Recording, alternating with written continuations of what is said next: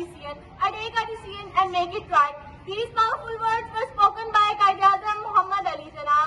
यूं दी हमें आजादी के दुनिया हुई हैरान, यूं दी हमें आजादी के दुनिया हुई हैरान, ए कायद-ए-आज़म तेरा एहसान है तेरा एहसान.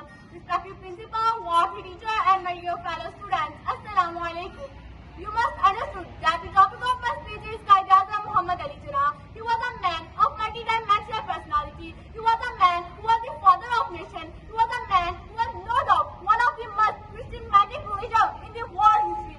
He was a man of principle who set very high political standards and values and never compromised on them. Dear audience, Qaid-e-Azam always wanted among the greatest nation of the world. Also, we still have a long way to make our Pakistan the Pakistan of Qaid-e-Azam's dream.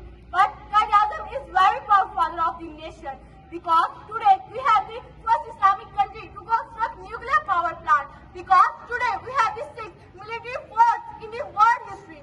Because today we have Exaa Haider, Hashim Haji Khan, Arfa Abdul Karim. May Allah rest in peace. My dear fellow students, let's today we will make our Pakistan the Pakistan of